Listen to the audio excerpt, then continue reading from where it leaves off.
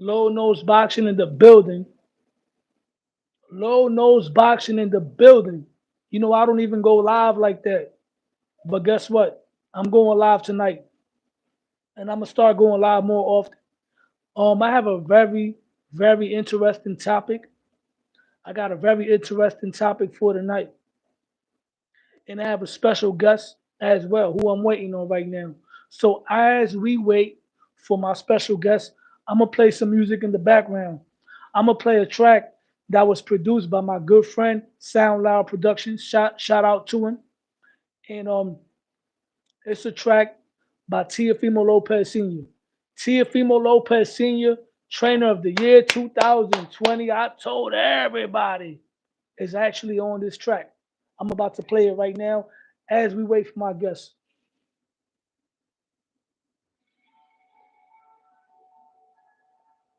We jamming right now. Listen to the bars, man. Listen to the lyrics. I told everybody you fucking scumbag. He's a fucking bum. He's a fucking bum. My son could beat anybody when he boxes, bro. Ain't nobody could beat him when he boxes. I'll be right back. We don't need no fucking tuna, bro. This motherfucker fucked up organizational border sparring at 17.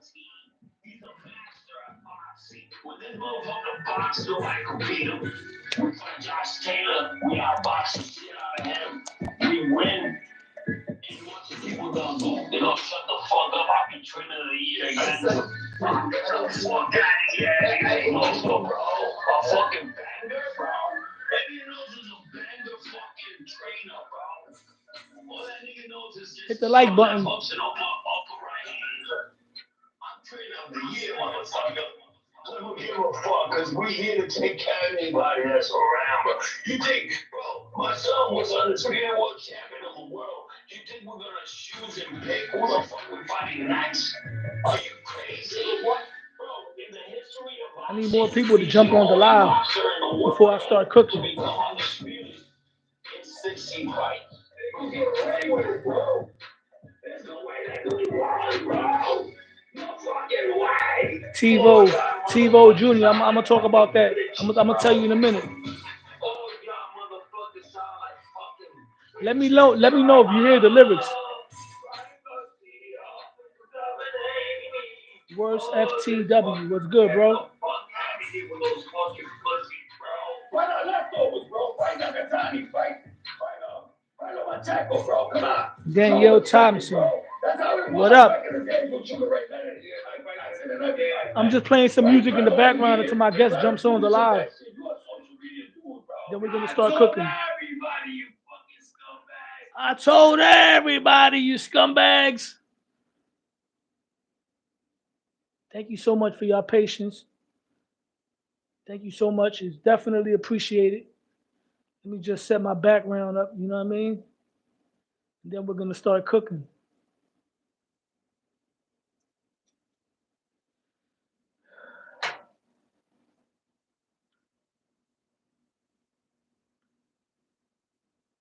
Screaming Mr. Clean. Your headphones don't have any fit.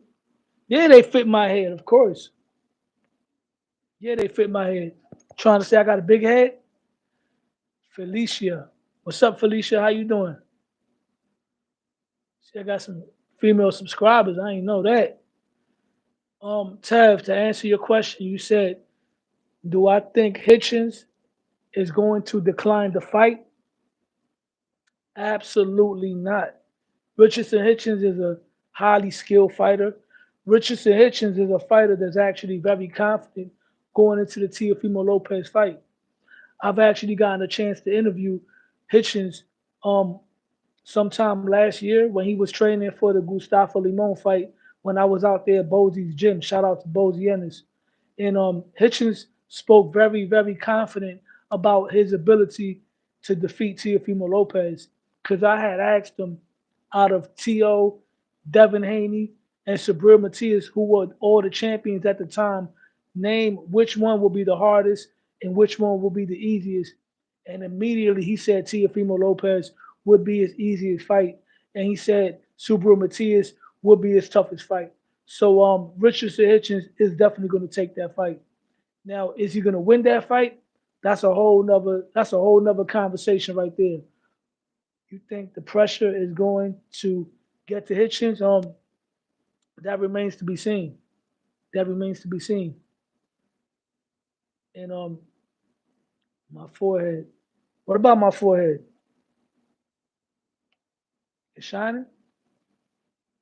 Let me fix the lighting. I don't really go live like that, so just bear with me.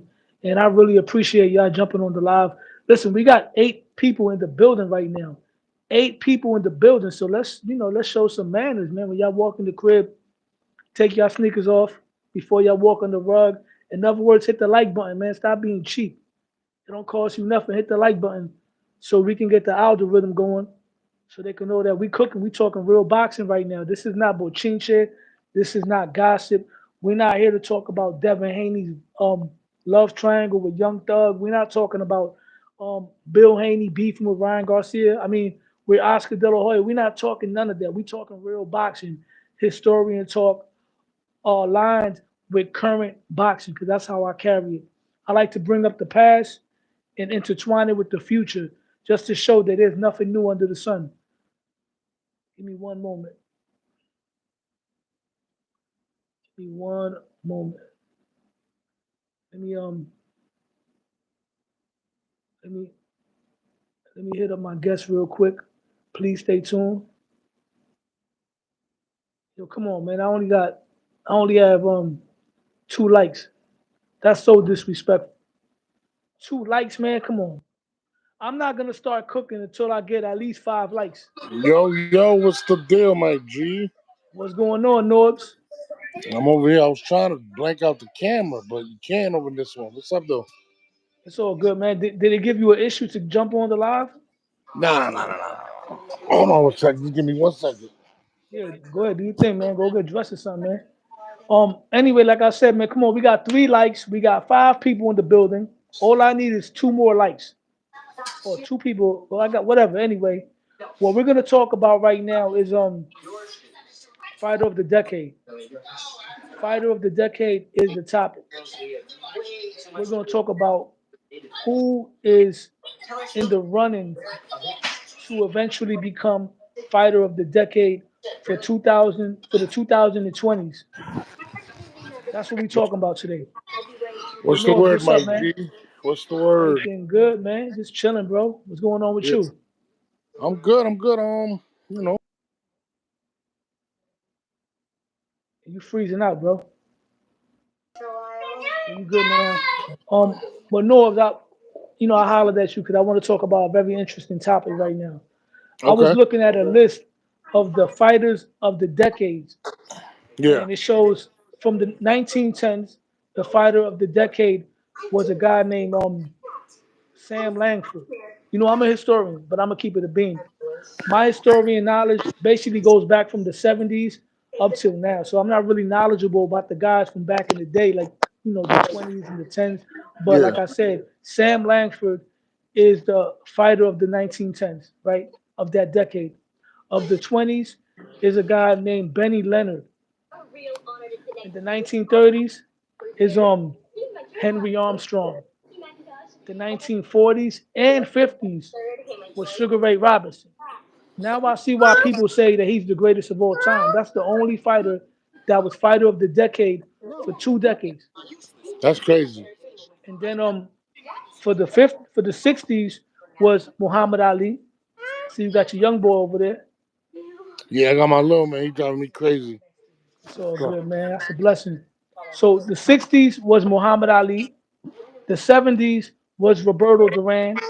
The Mm. 80s was Sugar Ray Leonard. The 90s was Roy Jones Jr. Um, the 2000s was Manny Pacquiao, and the 2010s was Floyd Mayweather Jr. So, based on the landscape of boxing right now, we're halfway through this decade. I want to talk about what fighters are in the running for fighter of the decade for the 2020s and who's most likely to get it. Damn, you know what's crazy, bro? Like, the problem with this decade, like, all right, let's say Floyd for 2000 to 2020. He fought guys like Miguel Cotto. He fought guys like Shane Mosley. He fought a lot of Hall of Fame fighters, and I think he fought a lot of champions within them. If you're looking at champions, if you're looking at notoriety from 2020 to now, there's not a lot of fighters. I mean, you probably got Bud Crawford unified, right? At 147, right? You got Undisputed at Canelo. 147. You got Undisputed. Canelo was undisputed at 140, 168. Yeah. Now you got Usyk, who's undisputed at light heavyweight, right? I And no, mean, cruiserweight. cruiserweight. I'm sorry. Cruiserweight and heavyweight. Yeah, so cruiserweight and heavyweight. So he got two divisions. Now, how I look at it is this, huh? Inoue. Yeah, and I mean anyway, right? But the Inoue, problem with yeah. anyway is this: he hasn't come to America, right? He hasn't fought American competition over here. Yes, he's undisputed as well, but how do you gauge this, right? Let's say 2000 to 2010. What Manny Pacquiao did between that era was crazy. Going up all those weight classes, winning belts in all those divisions, and he was a big draw, right? Floyd Mayweather 2010 to 2020, kind of the same thing. I think he retired in Well, 2017, if I'm not well, mistaken. well, actually, for Floyd, here's my thing with Floyd. Like Okay. I said, he was awarded the fighter of the decade for the 2010s. So he was active. Basically, the work that he put in from Mhm. 2010 to 2015 is what earned him fighter of the decade. 2017 is when he came back to fight Conor McGregor, but we're not really going to talk about that. Yeah. So Did two, he deserve that in 2000 to 2010 2020? Like we I gotta look believe, at it. I think so. I Okay, think so so. let's look at who he fought. You said he ended in 2015. From Canelo, 2010 to yeah, 15, right? yeah. He So, fought oh, he fought yeah. So the reason I say incorrect. that is this: you got to look at his box rec. Who did he fight from 2010 to 2015? One of those was Andre Berto, right? Andre Berto, Okay. Who else did he fight from there? Did he fight? Miguel What did he fight? Cotto. Cotto. Okay. He fought Miguel Cotto. Actually, I'm gonna break it down right now because when Floyd came back out of retirement, right from that little 2-year retirement, after the Ricky Hatton fight, Yeah. he came back and fought Marquez in 2009, right? 2010, Floyd Mayweather took on Sugar Shane Mosley. Uh huh. In 2010, he also took on, well, not that same year, along the line, he took on Shane Mosley. He took on Victor Ortiz. He Mm-hmm. took on Miguel Cotto. He did a little bid. He came out and signed that contract with Showtime. Took on Robert Guerrero. Mm-hmm. Took on Canelo Alvarez. That right there, Mm-hmm. huge. Especially the more Canelo's like a stock that keeps on rising. You feel what I'm saying? Floyd invested in that stock when it was little known at the time. Mm-hmm. And the more Canelo becomes a legend, that win is gonna age more and more for Floyd. So he beat Canelo. Mm-hmm. He beat Maidana twice. He Mm-hmm. beat Manny Pacquiao, who was another legend, who was also a previous fighter of the decade. And then he beat Andre Berto. That's what he did from 2010 to 2015. Mm-hmm. Okay, so do me a favor. Look up Canelo's box rec from 2015 to about now. Look that. Um, I don't got that up right now, but off the top of the head, 2015, you said? I know he fought Triple G. He fought. I know he beat Cotto. I know he beat Mosley. Um, see, so we're in 2025, right? Yeah, we got to go from 2020. We can't go from No, 2015. 100%, 100%. Okay, so it's tough because a lot of Canelo's what he accomplishes from like 2014 till now, right? A lot of what Bud accomplished is like around the same thing, right? So if you're gonna go from 2020 to now, I So don't far. think it's either Usyk or Canelo. Like I don't think you could still pick anybody else. And you would have to give it to Canelo just because he did clear out the divisions. He probably fought the biggest of the biggest fights. I'm trying to think who else fought bigger fights than Canelo at this point. Because you got to Well, kind of Usyk fought Joshua twice. who? Fought Yeah, Usyk fought Joshua yeah. twice. He beat him twice. Mm-hmm. He beat Fury twice. Fury twice. And I believe he undisputed at cruiserweight during the 2020s, if I'm not correct. Mm-hmm. right? Canelo in the 20s, he fought, I believe he fought Callum Smith. I think so. Yeah, he cleared. He That's fought 168. He yeah, cleared the division. So he Billy Joe. Billy Joe Saunders. I mean, it's tough. I would probably have to edge Usyk because of the two fights with Joshua and the two fights with Fury. But at the same time, it's kind of close because we were in 2024, and it's just a weird because you still got to take into effect also the whole era of the pandemic, right? So there was a lot of stuff slowed up by the pandemic, right? So 2021, the most consistent fighter along that time has probably been Canelo. I think he's the only one of the top pound for pound fighters that fought like 3 or 4 times in a year. So you got to take that into account too. Bud fights like once a year, maybe twice. Canelo's done that since 2020. I think 2 or 3 times. He's fought 3 or 4 times in a year. He cleared 168 in like a year. So it's a tough whatever. And he probably has the biggest fights as well. So I think you got to take that into account. As even with Floyd, Floyd had the biggest fights in from 2010 to when he retired. The next person up is Canelo in regards to that. So it depends on how you put it all together in regards to what's your Also, Canelo's popularity comes into it as well because yeah, Canelo yeah. I mean, is also the face of boxing. But it takes more than popularity no, because 100%. It takes big fights. It takes. I mean, he did become a champion at 168. He unified at 168. So it's tough, but I would say it has to be between Usyk and Canelo. But you do have to take into account his popularity as well and what he did because that's kind of what got Floyd that from 2000 to 2015. Because if you look at Canelo from 2010 to 2015, I can almost guarantee it's very similar to what Floyd did in that time. difference is this. Floyd, while he was doing all of this, remember, we have to go by what are the criterias, right? Obviously, the wins, the resume, the accomplishments, but also the level of dominance. Floyd was number one pound for pound, beyond a shadow of a doubt, within those 5 years, Yeah. throughout that whole decade.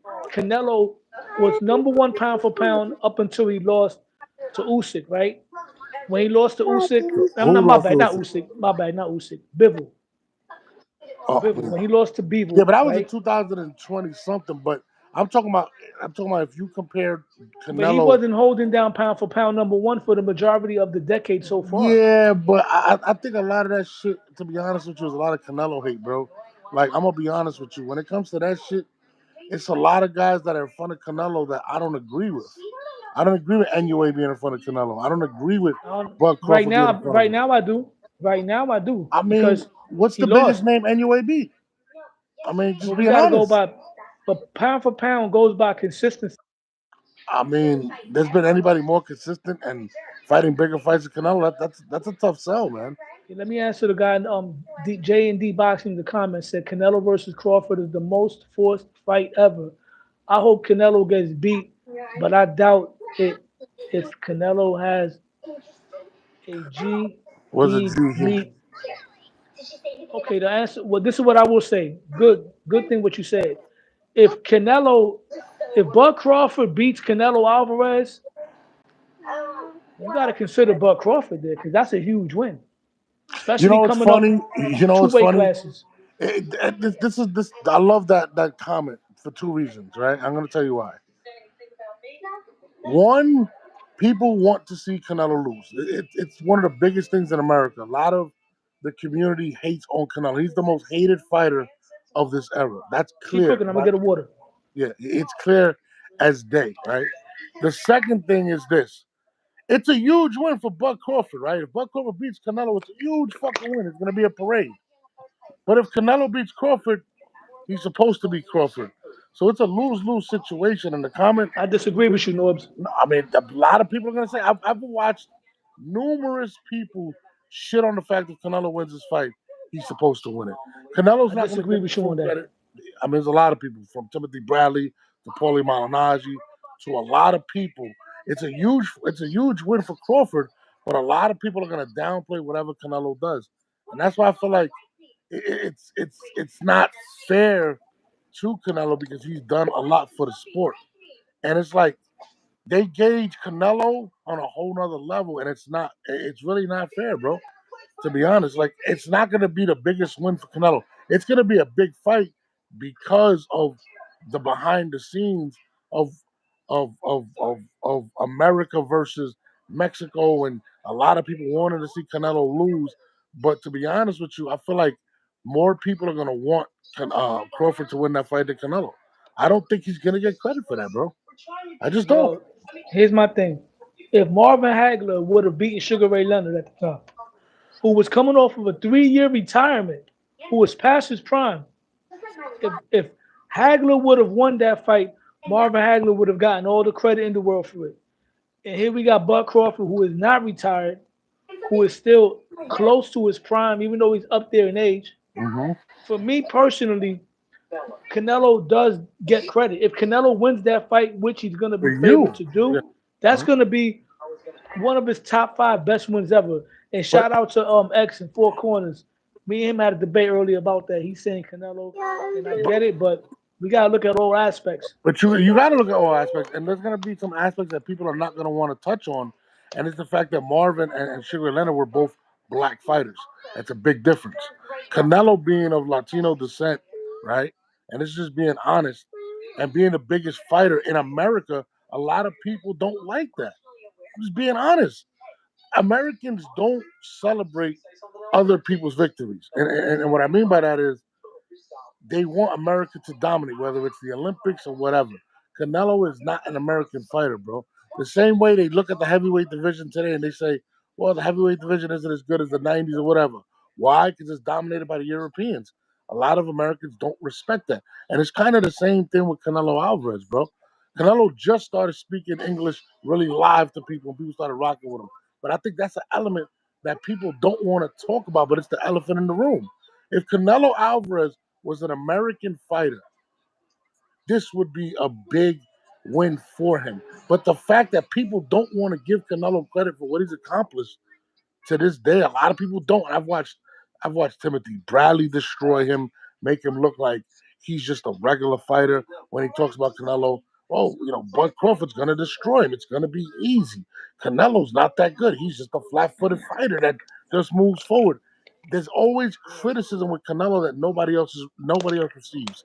Example: Gervonta Davis gets all the credit in the world for beating guys, bringing them up from 126, bringing guys down to 140, but he gets all the credit in the world and no criticism. Not as much as Canelo. Canelo could clear a division. He could do this. Canelo will never satisfy the American public. If he beats Bivol, if he beats Benavidez, there's always going to be somebody else that he just ducked. So Crawford doesn't get that same criticism. Where's the criticism for him not fighting Boots Ennis at 147? Nobody's saying that he ducked him. I mean, a little bit of people are saying that, not as much as Canelo. So to me, I feel like the hate that Canelo gets for not being an American, right, is something that's overshadowed because people are scared to talk about it. It's the The facts. thing with Boots Ennis and Bud Crawford, Boots Ennis with his recent performances kind of like killed the buzz for the call out for him fighting Bud because the perception at one point was Boots Ennis would be a damn near a 50-50 fight with Bud because Boots Ennis was showing the special effects, but based on his last couple of performances, including the first Karen fight, that's changed. And then Okay, that's what's going on with the boot situation. okay. And So the, how the about call out wasn't really example. It's like Tio. When Tio was calling out Bud Crawford, but he's putting up subpar performances with Jermaine Ortiz and okay, Steve Claggett. Bud Crawford, on the other hand, was Bud Crawford's wrecking everything moving with the exception okay, of the Madrimore fight. So his call out is more legit. Plus, Bud Crawford, even though he doesn't have the resume of Canelo, he's been more consistent. Don't get me wrong, the competition is not the same. But Bud Crawford hasn't had no fights where it was close, with the exception of the Madrimore fight. He's been Paul destroying Porter. everybody. Paul Porter was a close fight until he knocked him out. Who? His corner was screaming, "It's a close fight. You could be losing." But Eh, look I- look look yeah, look what he look knocked him no out though. He no knocked him but out though at the no end of the but day.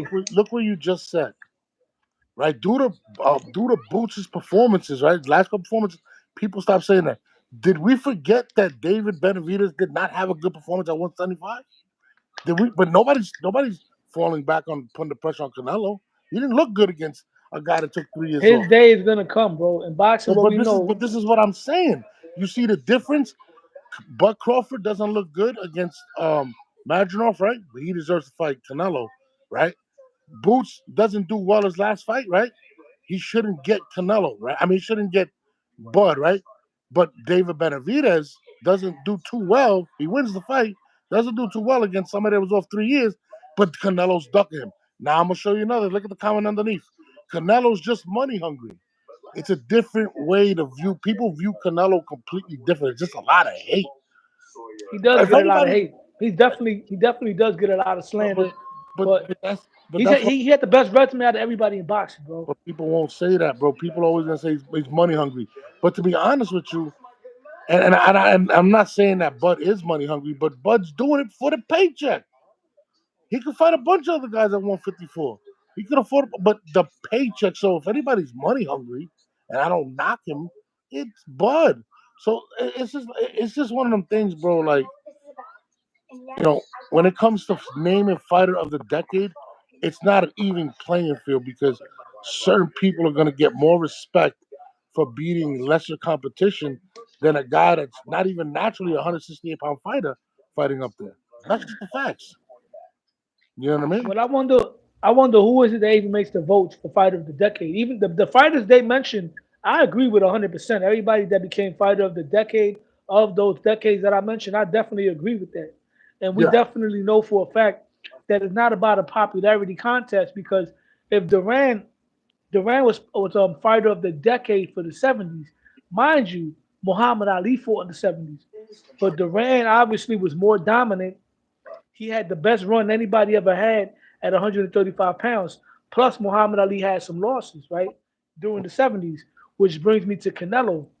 Hmm. Right now, it's not a clear favorite of who is going to be fighter of the decade because we don't know who's going to come up and take the second half of the decade, even though Floyd took it with just dominating the first half of the 2010s. Let's say Canelo retires, right? Let's say he loses and retires, right? Let's say Usyk decides to retire. Somebody else is gonna come up and pick up the rest of that decade. We don't know who it's gonna be. Example, let's say for instance, let's say Tio, for instance, right? Everybody know I'm a Tio supporter, right? Let's say Tio, who already beat Lomachenko, beat Hmm. Josh Taylor this decade. Let's say he goes on to win those three fights, which is a big thing to ask for. And I say that because Jaron Ennis is the second guy on that three fight deal. Let's say he beats Hitchens, he beats Jaron Ennis. Off those two wins alone, we got to put him in the top four, pound for pound. And Yeah. then let's say he beats Ryan Garcia and Devin Haney. And then let's say he becomes a money man and Javante Davis decides to take the challenge and he Mhm. beats Javante Davis. From here to that's like a 3 year span, 2 year span. That right there is gonna put him in consideration, and it's a lot of I get, guys. but this is the problem again, and I'm not gonna mention Canelo on this one, but Tiafimo. Let's be honest with you. He's not in anybody's top 10 pound for pound list or any No, of the major. Tio's I top no, 10. I believe on mine. But if you look up ESPN, if you look up a lot of these listings that put him up, he's not there. But But I see Javante why is. too. I can Well, see hold on. why as well though. But Javante's there. Who has a better resume? Who's beating better Okay. fighters? Yes, he lost to Cambosis. I get it. But he's fighting better competition. He's looking for it. Like, listen, when you fight better competition, you're gonna lose, bro. It is what it is. It's just part of playing in sports. So to me, you know, um, and this is just my opinion. I agree with you. I think Tiafimo should be considered just for beating Lomachenko and Josh Taylor at 140, and then looking for the bigger challenges. I think he beats Richard Hitchens. I believe he goes up. I don't know if he beats Boots, but if he does, how do you deny him the at least top five? Period. But they're already denying him pound for pound because he lost to Cambosis. I mean, Here's guy. my thing, real quick, Norbs. Here's my thing with Tio and Tank, right? And once again, I'm a Tio supporter, but I got to keep it real. Tio does have better wins than Tank. He has more accolades than Tank. But pound for me has different criteria besides accomplishments, besides resume, it also goes with consistency and level of dominance. Yes, Javante hasn't fought in, pound for pound type of fighters, but he has fought former world champions. His resume is not terrible. It's not that bad. I personally believe Javante got a better resume than Shakur. Javante is smoking everything moving at the end of the day. So you got to look at the guys that he fought and ask yourself, would So Tio do the same thing to all of them? Realistically, with Tio's reputation of fighting to the level of his competition, I'm gonna go on the limb to say that Frank Martin looks like Jermaine Ortiz all over again. It looks like Sandor Martin all over again. I don't And I'm a agree with Tio that. fan. See, my thing is this, and this is again, you can look dominant against C-level opponents or guys that you're just clearly bigger than, or you're draining them. You have to deduct points for that, bro. You can't have four guys that are stars in your division and not fight any of them. Clearly avoid them, bounce around, and have somebody pound for pound. Of course, you're gonna dominate some of those guys. You're supposed to dominate them, but it's the fights that you're not supposed to dominate or the greats. It's hard. Listen, it's very hard for great fighters to knock each other out. It's very rare where you see the top two fighters get a knockout. It's very hard. It's very rare where you see what Buck Crawford did to Errol Spence. It doesn't happen frequently because these guys are at a high level. But if you're not pushing to that level, and you're fight. I mean, listen, if you're fighting average competition, or you're handicapping them, of course you're gonna look way better. So I don't. I mean, I get the whole dominance thing, but it's who you're dominating at this point as well. What I will say is this: Tank is definitely not in the running for fighter of the decade unless he picks it up the second half. If he sticks around, Tank is 30 years old right now. Let's say Tank sticks around to 35, and let's say during a 5 year period of time, Tank Davis takes on starting off with Shakur Stevenson. Yeah. Oh no, not even. Let's start off with Lomachenko. Lomachenko, Shakur Stevenson, Teofimo Lopez, Ryan Garcia rematch, or Devin Haney. And let's say he wins those fights, right? Those are four fights. That's going to put him in discussion if he continues for the next 5 years. You got to throw in other names like Inui, who might move up one day, who's still a big name, who I would give Tank credit for if Tank were to beat him because he's a small fighter. That's a special fighter, which brings me to Bud Crawford. That's why I would give Canelo credit for beating Bud. But let's let's get to the fighter of the decade thing, right? Once again, so far this decade, Okay. Canelo's done what he's done, right? Yeah. He was number one pound for pound up until he lost to Bivol. Because when you lose, you're not pound for pound no more, number one. After that, it was like people were saying it was between Bud and Inui, but then Bud separated himself when he destroyed Errol Spence. For me, Bud was automatically number one after Canelo lost that fight to Bivol. So Bud Crawford has been number one pound for pound for me since I don't know what year that was when Canelo lost to Bivol, but since then, right? And then right now, I leapfrogged Usyk over Bud based on what Usyk has done lately, beating Anthony Joshua twice, who was one of the three-headed monsters at heavyweight. He beat Tyson Fury twice, who Yeah. was the biggest heavyweight champion of all time in size, and he undisputed at cruiserweight. So we got to see what these guys are gonna do more.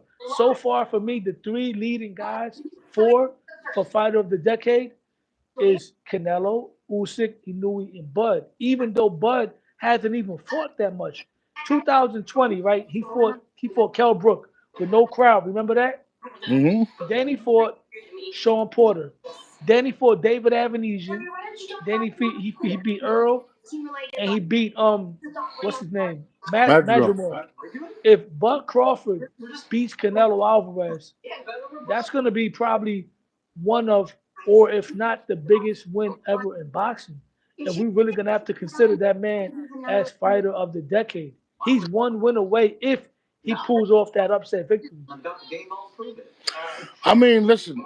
Again, I never had Bud as my number one. I think he's definitely talented. I got him in my top five. I didn't have him, and even Canelo losing what's his name to Bivol, he went up a class that to me is bigger. He's not a big guy. Canelo's not, bro. When Bud ends up fighting Canelo when they do the face off, Bud is going to be bigger than him. He's going to look bigger than Canelo. Like, I mean, I get what you're saying, but I think you got to give points for guys that are challenging themselves as well. And I give Buck Crawford a lot of credit for going up to 168. He's challenging himself. I give Ryan Garcia a lot of credit because he's challenging himself. I give Usyk a lot of credit because he's challenging himself. Real You quick, have to, yo, even in defeat, you have to give guys more real quick, I credit for want to address pushing. somebody in the chat real quick. TiVo, JR Giz. Bro, y'all sleeping on Tio. Bro, nobody's sleeping on Tio. I'm one of Tio's biggest supporters. Yeah, me I'm too. just going based off his consistency and his performances. Tio has the opportunity to become fighter of the decade. He has the opportunity to be fighter of the year. If Tio beats Richardson Hitchens and Jerron Ennis, if those fights materialize, he's fighter of the year automatically, unless Terrence Crawford beats Canelo Alvarez. Because Tio has the hardest schedule so far for 2025. What are you talking about? Nobody's sleeping on T.O. T.O. has to go back to destroying B-level fighters the same way he was destroying those guys when he was coming up, when he was knocking out and doing backflips on Mason Menard and what's the other guy, Magdaleno. The inconsistency with T.O. started with the Nakatani fight. After that, it's been a roller coaster ride. If he goes back to destroying the guys that he's supposed to destroy, then we could talk about him being top three pound for pound. But he definitely has the opportunity. Nobody's sleeping on T over here, bro. If But, you follow my channel, you see I'm one of his biggest supporters, man. it's crazy how people critique Tiafimo so crazy, and I watch other people do worse. And it's just, and I get it. We expect more from these guys, but it happens. But to me, I judge guys when the biggest moments are there, what they do, and I think he's answered the bell both times when it was the biggest fights of his career. I mean, I think athletically, Tio's the only person that can match Gervonta Davis athletically. Um, he's a crossbreed of like a Camacho. Like he's very talented, bro. He's but again, he hasn't helped himself with a lot of the things that he's said. But putting that aside, Oh shit. you can't deny his talent. You cannot deny Tiafimo's talent and his drive to be great. So I mean, yeah, I got Tiafimo in my top 10 pound for pound list. I have him in What's there. your top 10 pound for pound list right now, top to bottom? And I'll give you mine. Usyk, Canelo, Bam Ortiz, Bud, Better Beef. Um,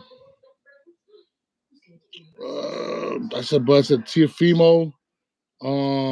I forgot to Anyway. I think that's like 8 right there, right? I thought you was gonna say Edgar Belanga right there for a minute. Fuck out of here, bro. I'm gonna That's give 8.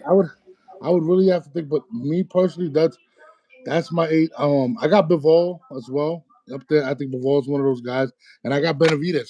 I'm saying that's probably my top 10 pound for pound. you got the That's same list as me, but not the same order, and you missing one guy, and one guy that you got, I don't got. My list, number one right now, I got Usyk number one. me too. I got Bud Crawford number two. hmm I got Inui number three. hmm I got Canelo number four. I got Better B of number five. I got I got Javante number six. I got T.O. number seven. hmm I got Bivol number eight. I hmm got what's his name? Bam Rodriguez number nine, and I got Shakur number 10. That's my pound for pound Damn, list. you got Shakur over Benavidez. It's crazy. That's wild. I'm not gonna lie. I'm surprised more people don't have Benavidez in their top 10.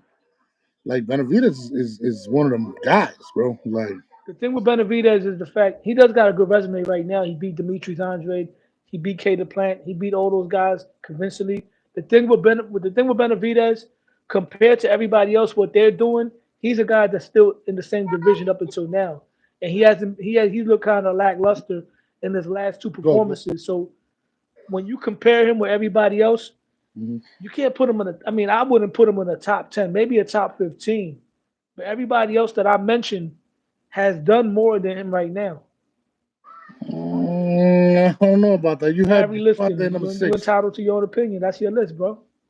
No, 100%. Listen, and again, if I was to say the most talented guys in my top 10, I would have Gervonta there. But in terms of pound for pound, I just don't. I just feel like he hasn't done enough. I feel like when you sidestep a lot of guys in your division, you got to question, are they? Like, you know what I'm saying? You can't continue to go around not beating the best and not get points deducted. I think Benavidez has definitely tried to fight the best at 168. I love what he's doing, going up and fighting Morrell, challenging himself, and then possibly fighting the winner of Better Beef and Bivol. I mean, you got to take your hat off to that. Like, he's taking risks. So I got him in my top 10.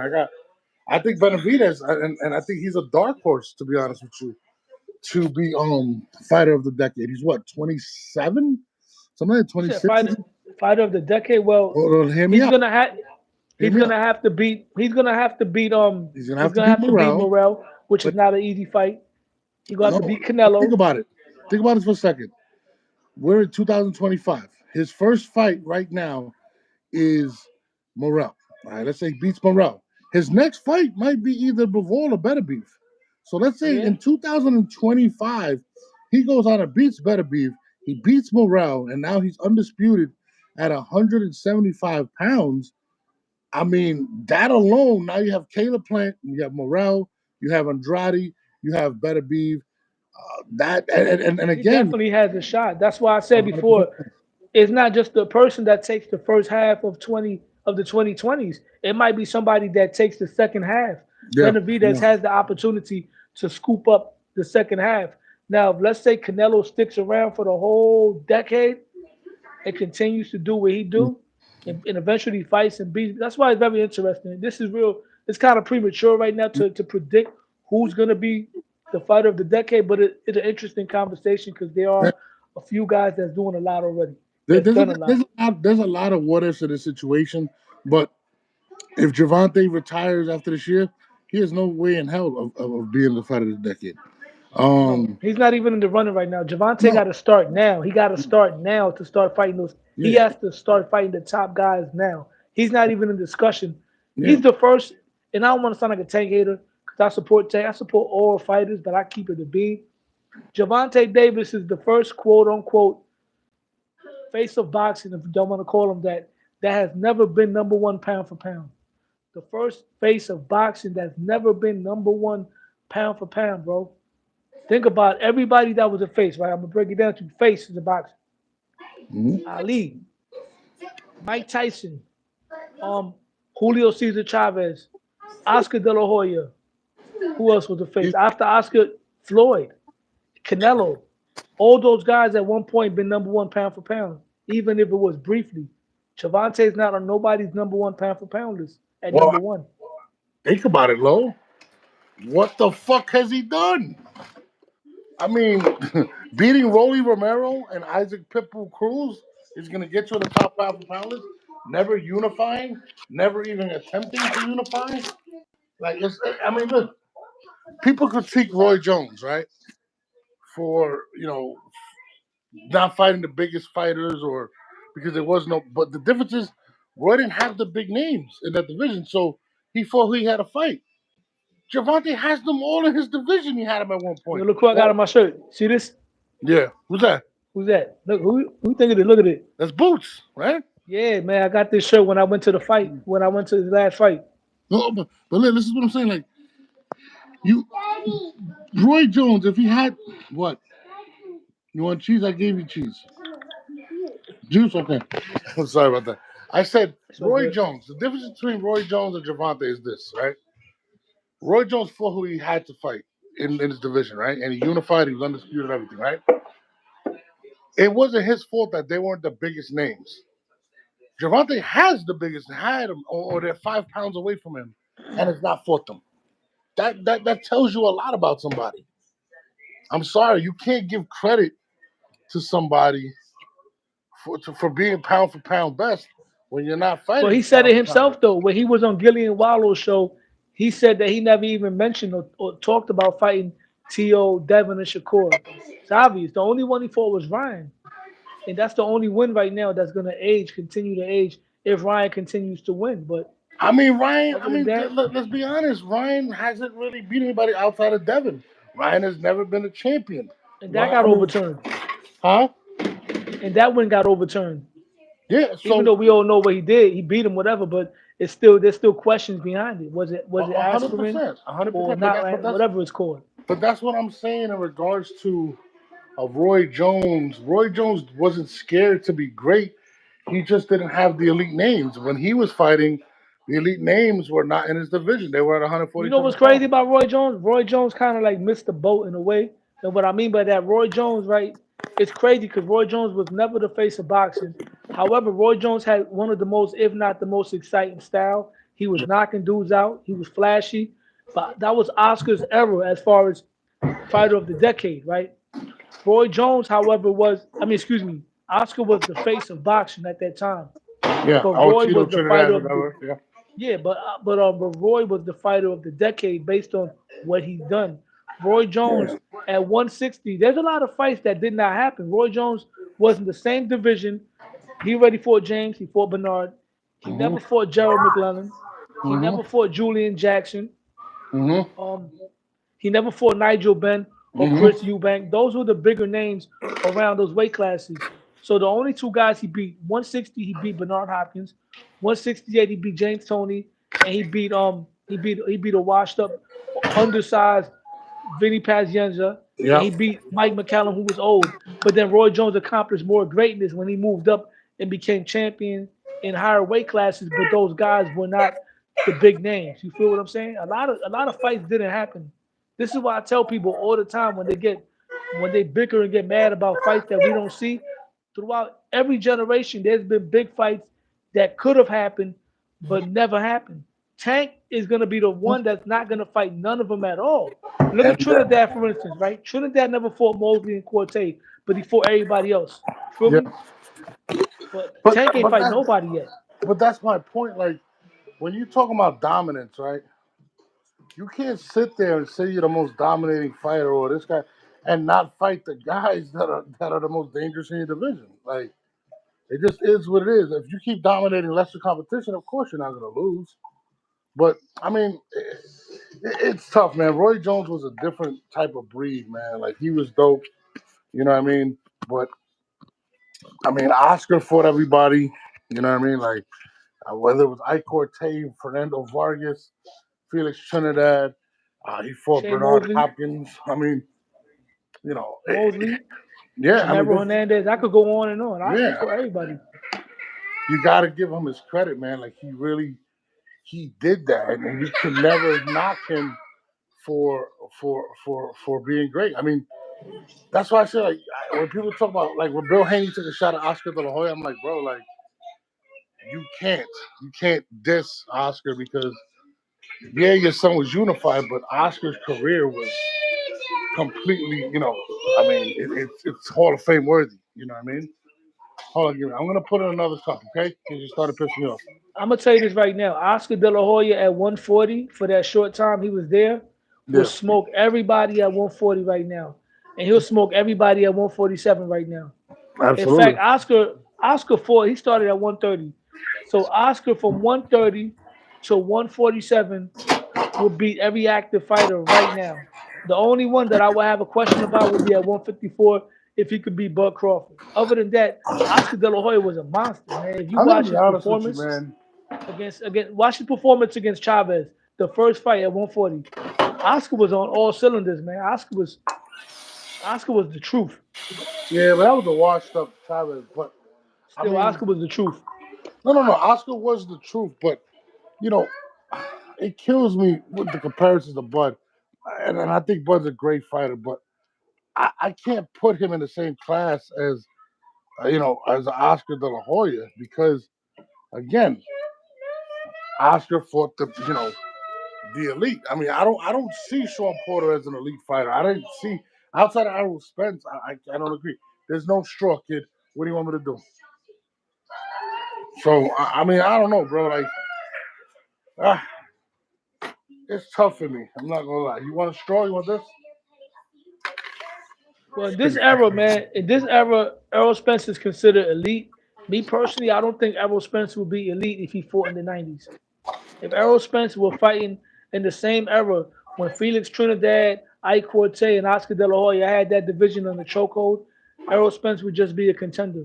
And he probably wouldn't beat guys like Obakar or Jose Luis Lopez, if you know about him. That guy was a killer at 147 back in the 90s, the late 90s. He beat a No. gold medalist in Felix Diaz. Listen, Bud Crawford, like I said before, if you was listening to what I was saying, I Yeah, I'm believe listening. Bud Crawford would be. No, I'm talking about in the chat, the Nobody 92. He beat a gold. Bud Crawford, I said, is the only one that I would have to really consider if Oscar will be able to beat him based on the eye test. Because yes, like Norb said, Oscar took on better challenges than what Bud took on, right? Up to this point. But based on what I've seen in Bud Crawford, I believe Bud Crawford's style will give Oscar De La Hoya a lot of problems. But Bud Crawford is not the most defensively sound fighter in terms of being defensively responsible when he's punching. He puts his head in the air sometimes, and Oscar De La Hoya can clip him. But I have a lot of respect for Bud Crawford. I said if Bud Crawford beats Canelo Alvarez, for me, he's fighter of the decade. Somebody's gonna have to top him on that. Somebody's gonna. I'm giving Bud Crawford more credit for beating Canelo No fucking than story. Usyk for beating Fury, despite the size difference. Because Canelo Alvarez is a more skilled fighter than Tyson Fury. Canelo Alvarez is not a big fighter that's just big. You got guys that move up in weight that beat bigger guys, right? And the bigger guy, the only advantage he has is size. Canelo Alvarez actually has better defense than Bud Crawford. And like Yeah. Troy King, aka Hamza, says, shout out to him. Defense wins as long as you're able to punch after the defensive move. If you can counter punch after being defensive, you have an advantage.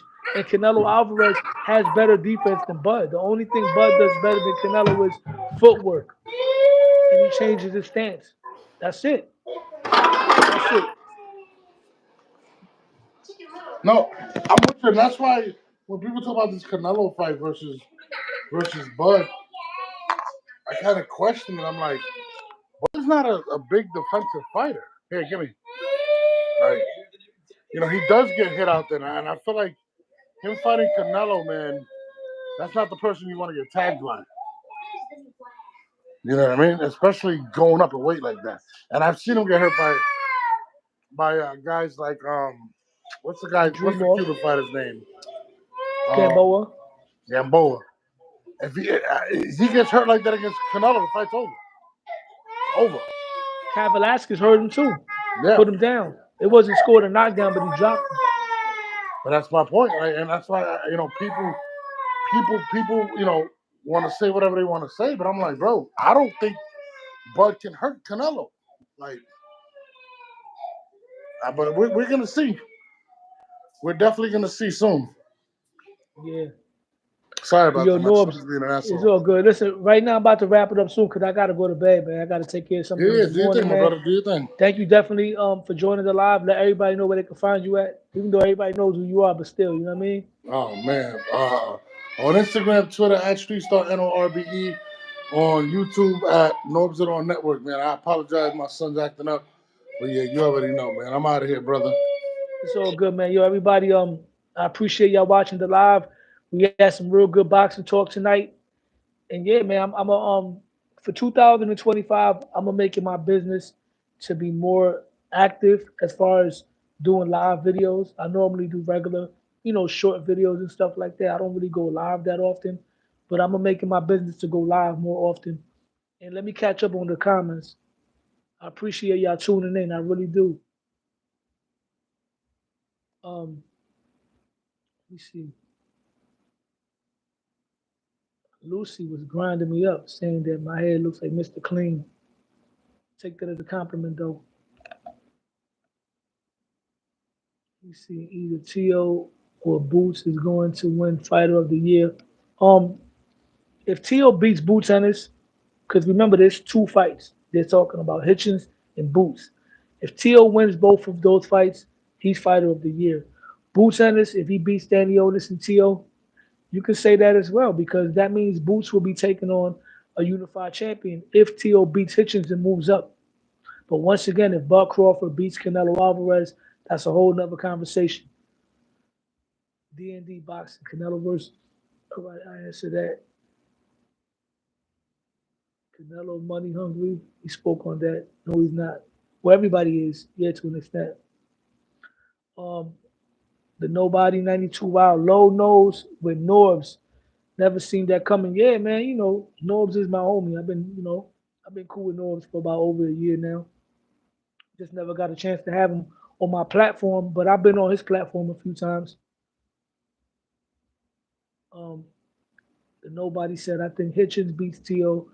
I think he outboxes him and has the jab. Too much for T.O. Okay, here's the thing. A lot of people are going by T.O.'s performances with Jermaine Ortiz and Sandor Martin.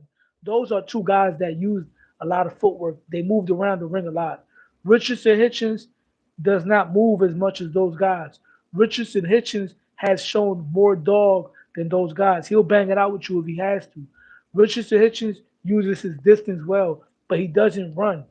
So he's going to give Teal opportunities to counterpunch. And Teal, from what I've seen, is really at his best when he got somebody in the middle of the ring trying to go counter for counter or coming forward.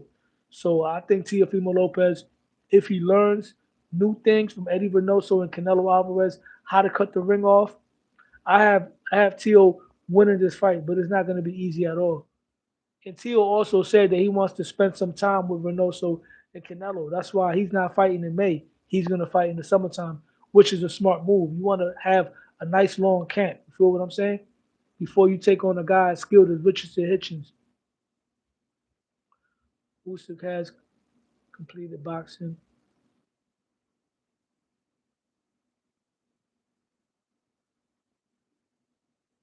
Seven years. Laugh out loud. I was talking to the dude in the chat. They only bring up his life. Yeah, that's the last thing people remember. See, people have a short term memory when it comes to boxing. All things are forgiven with a great performance. Yo, Four Corners, I appreciate you, man. Like I said, I'm not, I haven't put the link out like that, like in the chat. I haven't learned how to do that yet, but I will. I had sent it to Norbs individually. Next time we could do something. Well, I'll put it in the chat. We can have a couple of us on this joint at the same time.